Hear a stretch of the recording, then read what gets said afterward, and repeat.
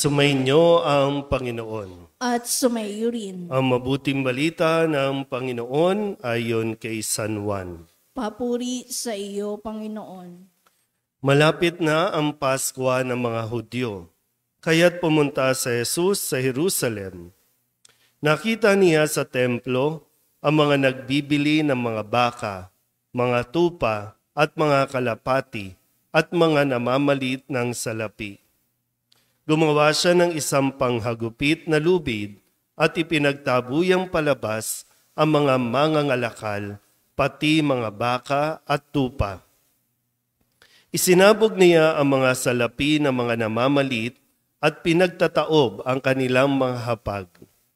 Sinabi niya sa mga nagbibili ng kalapati, "Huwag ninyong gawing palengke ang bahay ng aking ama." Naalala ng kanyang mga alagad na sinasabi sa kasulatan, "Ang aking malasakit sa iyong bahay ay parang apoy na nag-aalab sa puso ko." Dahil dito'y tinanong siya ng mga Hudyo, "Anong tanda ang maibibigay mo upang patunayang may karapatan kang gawin ito?" Tumugon si Jesus, "Gibain ninyo ang templong ito at muli kong itatayo sa loob ng 3 araw." Sinabi ng mga Hudyo, 46 na taon na ginawa ang templong ito at itatayo mo sa loob lamang ng 3 araw? Ngunit ang templong tinutukoy ni Jesus ay ang kanyang katawan. Kaya't nang siya'y muling mabuhay, naalaala ng kanyang mga alagad na sinabi niya ito at naniwala sila sa kasulatan at sa mga sinabi ni Jesus. Nang pista ng Pasko, nasa Jerusalem si Jesus. Marami ang sumampalataya sa kanya nang makita nila ang mga kababalaghang ginawa niya. Subalit hindi nagtiwala sa kanila si Jesus sapagkat kilala niya silang lahat. Hindi na kailangang may magsalita pa sa kanya tungkol sa kanino man, sapagkat talastas niya ang kalooban ng tao. Ang mabuting balita ng Panginoon. Pinupuri ka namin, Panginoong Hesukristo. Isang magandang umaga po sa inyong lahat. Tayo po ay nasa 3 linggo ng Kwaresma.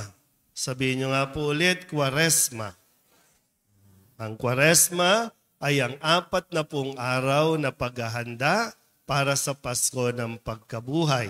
So, preparation. No? At inihikayat tayo ng mga panahong ito na tayo po ay makapagnilay at muling mabalikan natin yung mga pangyayari sa buhay natin na naging dahilan para tayo po ay panghinaan at lalong-lalo na para mapalayo tayo sa Diyos. Kaya itong bawat linggo ay gabay sa atin para mas maging makabuluhan, mas maging yung bang meaningful, no? Yung ating magiging karanasan habang tayo po ay naglalakbay hanggang doon sa Pasko ng pagkabuhay. So bawat linggo, dinadala tayo ni Jesus sa kanyang mga pinuntahan, sa kanyang mga karanasan para mas maging madali sa atin na maintindihan o maunawaan ang mga mensahe na dapat natin na iniintindi at huwag makalimutan. Okay? So pangatlong linggo na, kaya nararapat lang na tayo po ay medyo magbalik tanaw. Kasi baka nakakalimutan natin no, yung mga paglalakbay kung saan tayo dinadala ni Jesus. Okay na? Handa na? Unang linggo, saan po tayo dinala ni Jesus sa ating pong pagninilay? Sa ilang. No? Anong meron sa ilang? Siya? Anong meron sa ilang? Wala. Yan. Walang inuman sa ilang. Walang tagay, no? Walang TV, walang wifi, no? Minsan na ano nyo ba, na mapagnilayan nyo ba na parang laging yung inaakala natin, no, na halimbawa, pag sinasabi natin, Wi-Fi is life, hindi na nabubuhay ang tao kapag walang Wi-Fi. Kahit nga nag-outing, kahit nga nag-out of town, parating ang hinahanap, mayroon bang Wi-Fi dito? So bakit pa tayo lalayo? Kung pagdating naman doon ay yung attention mo nandoon pa rin sa social media, ay kaya nga tayo lumabas para magkaroon ng quality time, lalo na pagkasama yung pamilya. Pero kahit na nag-outing na, lahat nakahawak pa rin sa cellphone. At yun yung paanyaya sa atin, no, na i-detach natin ang ating mga sarili doon sa mga pinangahawakan natin. Kahit nga relasyon, kahit tao, na inakala natin na makakapagpasaya sa atin o nagdudulot ng kasiyahan, pero kapag pinagnalayan mo, ito yung mga nagpalayo sa atin sa Diyos. Yung mga karanasan na talagang pinangahawakan mo, no, lalo-lalo na yung mga hobbies natin na kailangan mong ihinto muna pansamantala para mas maging focus at magkaroon talaga tayo ng quality time. Sabihin nyo nga po, quality time. Yan. Kaya pag yung mga bata, di ba, no, pagkakain, no, tigil ang cellphone, tigil ang gadget. Kasi para yun makapag-usap tayo ng mabuti. So pag nilayan ng mabuti, kung ano ang panawagan sa atin ng Panginoon, kung bakit tayo dinala doon sa kanyang karanasan sa disyerto o sa ilang. At tandaan nyo, si Kristo ay tinukso-tukso ng demonyo.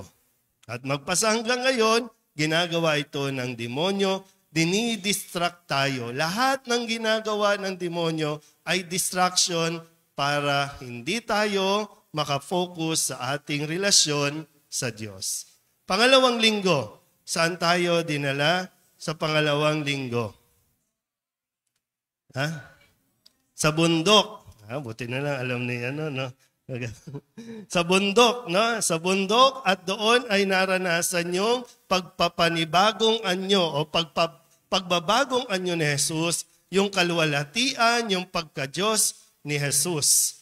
Pero yung mensahe na ibinigay sa atin ay, ito ang minamahal kong anak, pakinggan ninyo siya.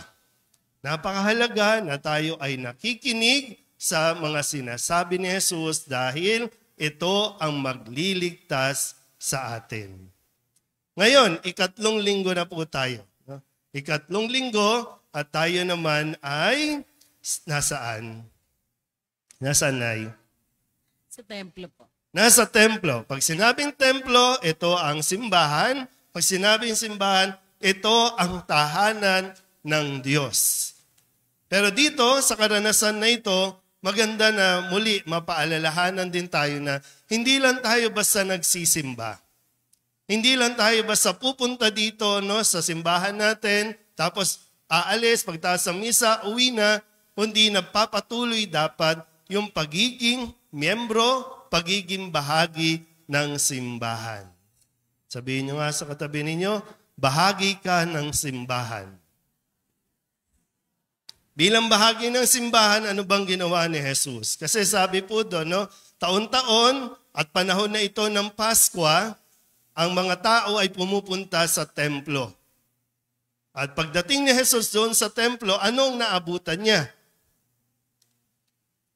Marami ang nagtitinda. Marami ang mga sinamantala ang pagkakataon na yon para maghanap buhay, para pagkakitaan, para kumita doon sa templo. Wala namang problema kung sila ay nasa labas. Pero itong mga ito ay nasa loob.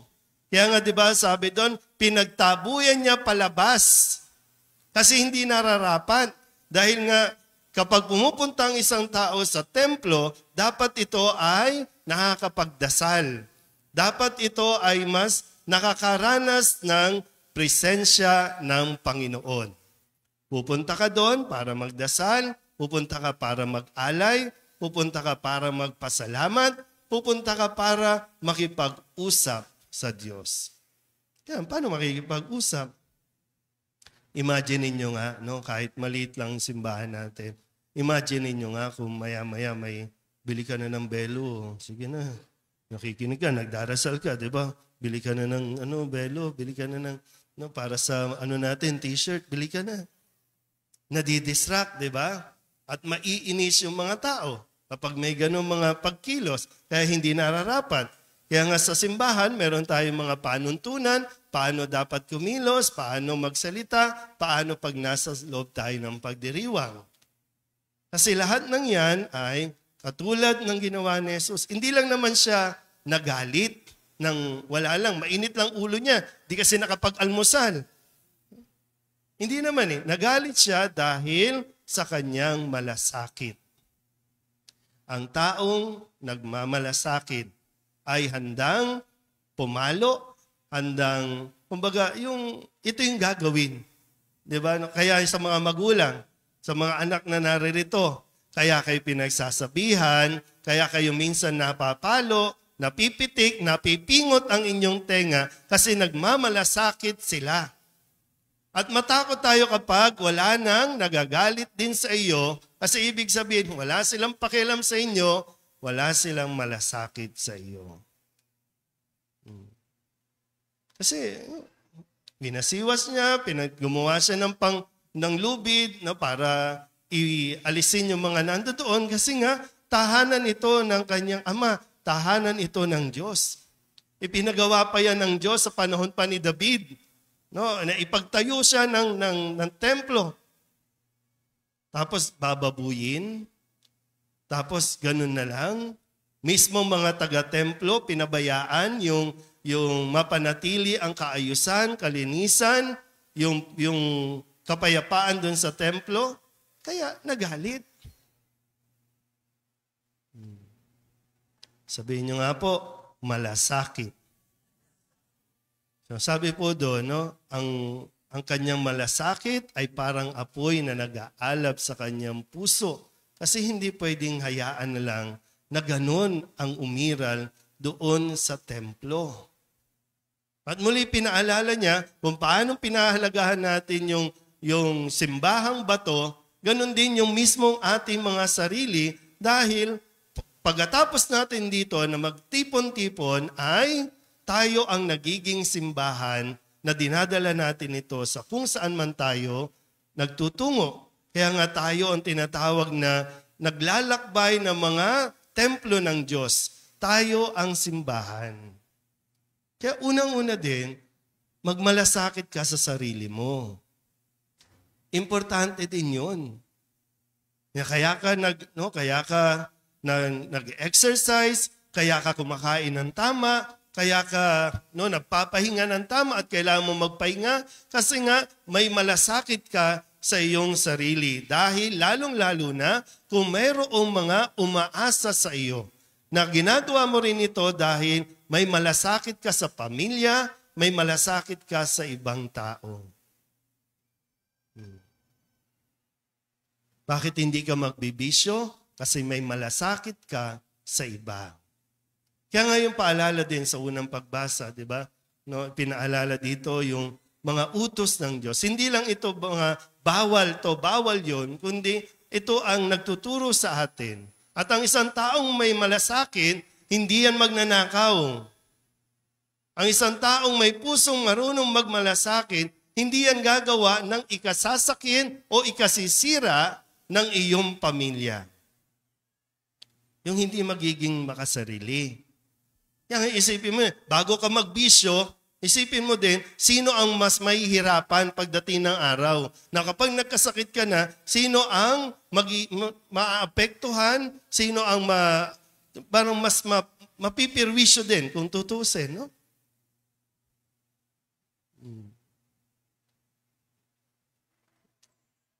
Kaya nga yung paglilinis, mahalaga. No? May malasakit tayo, tutulong tayo sa paglilinis.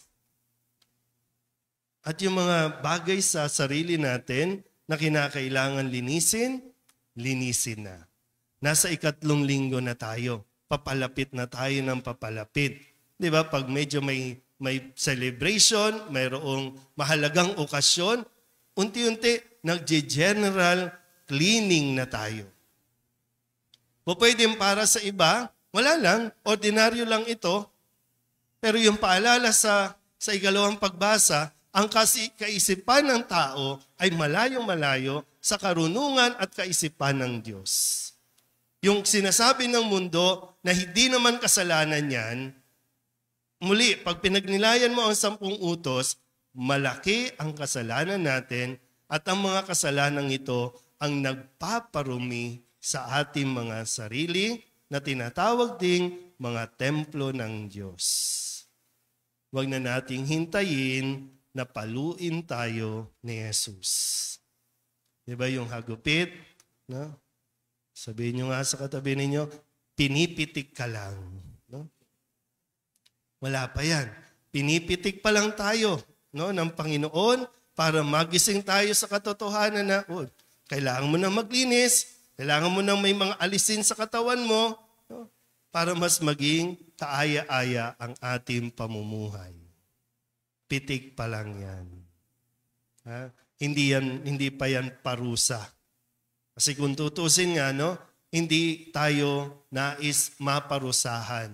Kaya nga, inahanda tayo kasi yung kanyang pagpapakasakin, pagkamatay at pagkabuhay ay tanda ng pag-ibig ng Diyos para hindi tayo maparusahan.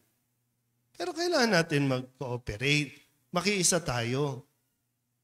Husa nating linisin, husa nating alisin ang mga nagpaparumi sa ating mga pagkatao. Sabihin nyo nga ulit, malasakit.